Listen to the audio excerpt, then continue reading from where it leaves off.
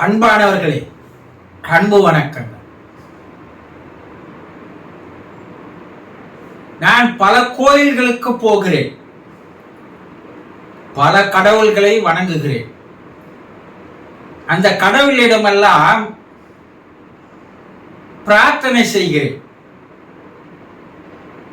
என்னுடைய வேண்டுதல்களை வைக்கிறேன், பல கோரிக்கைகளை கூறுகிறேன். ஆனால் இது எதுவுமே நடப்பதில்லையே. பிரார்த்தனைகளோ பலனளிப்பதில்லை, வேண்டுதல்களோ நிறைவேறுவதில்லை, கோரிக்கைகளோ பூர்த்தி செய்வதில்லை. ஏன் குருஜி? நானும் எவ்வளவோ முயற்சி பண்ணி பார்க்கிறேன், ஆனா என்னுடைய வேண்டுதல்கள் நிறைவேறுவதில்லையே. கடவுள் என் மீது கருணை காட்டுவதில்லையே. என்ன காரணம்? என்ன கடவுளுக்கு பிடிக்கலையா? இப்படி ஒரு அன்பர் கேள்வி கேட்டிருக்கிறார். முதல்ல தெரிந்து கொள்ள வேண்டிய விஷயங்கள் நிறைய இருக்கு. ஏதோ நீங்க நேரா போய் உங்களுடைய கோரிக்கைகள் எல்லாம் வச்சுட்டா அந்த கோரிக்கைகள்லாம் நிறைவேற்றுவதற்கு அவன் என்ன உங்க வேலைக்காரனா? கொஞ்சம் சொல்லுங்க. இல்ல அவன் உங்களுக்கு செய்யணும்ன்ற ஒரு கடமையிலேயே ஆசையிலேயே உட்காந்துக்கிறானா? வாப்பா, உன் கோரிக்கையெல்லாம் நான் நிறைவேற்றிடுறேன், வாப்பா, என்னென்ன கோரிக்கை வேணுமோ வெயிப்பா, நீ என்ன வரம் கேட்கிறே கேளுப்பா, அந்த வரத்தை நான் தந்துடுறேன் சொல்பவனா கடவுள்? அப்ப எல்லாரும் எங்க இருப்பான்? இப்ப எல்லாரும் ஆசையும் நிறைவேறிட்டு இருக்குமே. இந்த உலகமே எந்த வித குறைபாடுகள் இல்லாம எல்லோரும் சந்தோஷமா இருக்கணும்ல. அப்ப ஏன் இல்ல? மனிதர்கள் ஏதோ ஒரு கஷ்டத்துல, ஏதோ ஒரு பிரச்சனையில, ஏதோ ஒரு சங்கடத்துல மாட்டிக்கிட்டு தானே வாழறான். அப்போ நீ போய் அந்த சங்கடத்தை தீர்க்க சொல்லி நீ கேட்டன்னா, இறைவன் உன் சங்கடம் தீர்க்கப்பட்டது அப்படின்னா எல்லா மக்களும் எங்கதான் போய் நிற்பான்? கோயில்ல தானே நிற்பான். வா, நான் போய் கேட்டேன், கடவுள் கொடுத்துட்டாரு, என்னுடைய கோரிக்கை நிறைவேறிச்சு, என்னுடைய பிரார்த்தனை பழிச்சிச்சு தானே சொல்லணும். சொல்றாங்களா? கொஞ்சம் யோசனை பண்ணி பாருங்க. இறைவன் என்பவன், கடவுள் என்பவன், ஆண்டவன் என்பவன், தெய்வம் என்பவன், பரம்பொருள் என்பவன், பரமசிவன் என்பவன், பரமபிதா என்பவன், நீங்க எவ்வளவு பேரை வச்சு அழைக்கிறீங்கல்ல, அது எல்லாம் என்ன தனித்தனியாவா இருக்குது? நீங்க என்ன நினைச்சுக்கிறீங்க? எல்லாம் தனித்தனியான ஒண்ணு.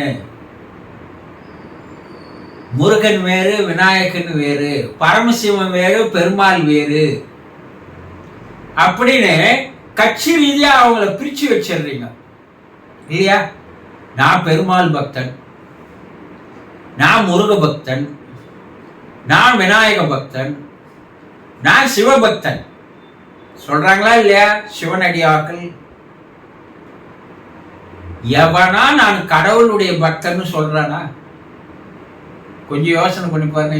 இவங்க எல்லாரும் கடவுள் தானே, ஆனா தனித்தனியா பிரிக்கிறான். சிவபக்தன் வேறு, முருக பக்தன் வேறு, விநாயக பக்தன் வேறு, பெருமாள் பக்தன் வேறு.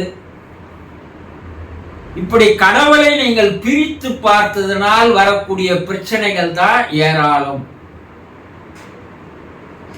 கடவுள் என்பவன் ஒரே ஒரு சக்தி தான், ஒரே ஒரு ஆற்றல் தான், ஒரே ஒரு பவர் தான், சுப்ரீம் பவர். அது கண்ணுக்கு தெரியாது. அந்த இறை சக்தியானது, இறை அருளானது உலகம் முழுவதும் பரவி இருக்கிறது. ஒரு ஆலயத்துல மட்டும் இல்லை, ஒரு ஆலயத்தில் இருக்கிற கடவுள்கிட்ட மட்டும் இல்லை. அந்த சக்தி எங்க இருக்குது?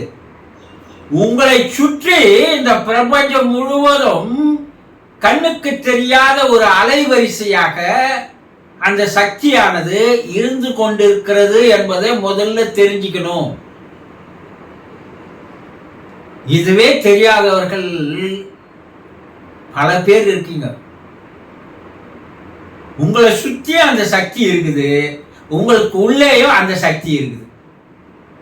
இந்த உலகை இயக்கி வருவதும் அந்த சக்தி தான், உங்களை இயக்கி வருவதும் அந்த சக்தி தான்.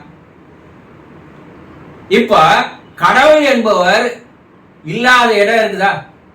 ஒரு இடத்த சொல்லுங்க, இந்த இடத்துல கடவுள் இல்லை, இந்த இடத்துல காற்று இல்லை சொல்ல முடியுமா? காற்று இல்லாத இடம் கிடையாது இல்லையா? ஆகாசம் இல்லாத இடம் கிடையாது இல்லையா? இப்ப கடவுள் சக்தி என்பது எங்கேயும் நீக்கமர நிறைந்து இருக்கின்ற பரிபூர்ணமான ஆனந்தமயமானவன் தான் யாரு? இறைவன். நீங்க அவனை என்ன பண்றீங்க? ஒரு இடத்துல குறுக்கி போய் முதல்ல வச்சிடுறீங்க. இங்க மட்டும்தான் இருக்குது, இங்கெல்லாம் இல்ல. கோயிலுக்குள்ள கருவறையில மட்டும்தான் இருக்குது, கோயிலுக்கு வெளியே கடவுள் கிடையாது. ஆனா அந்த பிரித்து பார்க்கிற மனோபாவம் வந்துடுது உங்ககிட்ட இல்லையா? இப்ப நீக்கமர நிறைந்திருக்கின்ற அந்த இறை சக்தியானது உங்களுக்குள்ளும் இருந்து இயக்கி வருகிறது இல்லையா? அப்ப அந்த இறை சக்தி எங்க இருக்குது? உங்ககிட்டயே இருக்கு இல்லையா? உங்களுக்குள்ளேயே இருக்குது இல்லையா? அந்த இறை சக்தி ஒரு ஃப்ரீக்குவன்சி அளவுல இருக்குது, ஒரு ஃப்ரீக்குவன்சியாக, ஒரு அலைவரிசையாக அந்த சக்தியானது இருந்து வருகிறது. இப்ப உங்களுடைய பிரார்த்தனைகள், உங்களுடைய கோரிக்கைகள், உங்களுடைய வேண்டுதல்கள் நீங்க வைக்கிறீங்கல்ல, அதை எப்படி வைக்கிறீங்க? உங்க மனசால அதை எண்றீங்க இல்லையா? உங்க மனசுல தான் பிரார்த்தனை பண்றீங்க, உங்க மனசால தான் இறைவா எனக்கு இவ்வளவு பிரச்சனைகள் இருக்குது, அதை தீர்த்து வைன்னு கேட்கறீங்க. அது பேசுவது எது? மனம் தானே. நீங்க போய் கோயில் கருவறையில நின்று லவுட் ஸ்பீக்கர் மாதிரி கத்தியா இறைவன் கிட்ட பேசுறீங்க இல்லையே. உங்களுக்குள்ளேயே கண்ணை மூடிக்கிற உங்க மனம் அந்த இறை சக்தியோடு பேசுகிறது இல்லையா? அந்த மனசுல நீங்க எண்ணுகின்ற அந்த எண்ணங்கள், சிந்தனைகள், கற்பனைகள், அந்த வேண்டுதல்கள், பிரார்த்தனைகள் எல்லாம் மேல் மனம் அளவிலேயே நின்று போகிறது. அதனால என்ன ஆகுதுன்னா, நீரில் போட்ட கோலம் போல நீங்க அதை பிரார்த்தனை பண்ணிட்டு அந்த கோயிலை விட்டு வெளியே வரத்துக்குள்ளேயே உங்களுடைய பிரார்த்தனை கலைந்து விடுகிறது, அழிந்து விடுகிறது. அது எதுகிட்ட போய் சேரல? அந்த இறை சக்தியிடம் போய் அது சேரவில்லை. இறை சக்திக்கு உங்களுடைய பிரார்த்தனையும் வேண்டுதலும் கேட்கல. நீங்க அந்த அளவுக்கு உங்களுடைய பிரார்த்தனையும் வேண்டுதலையும் வைக்கல.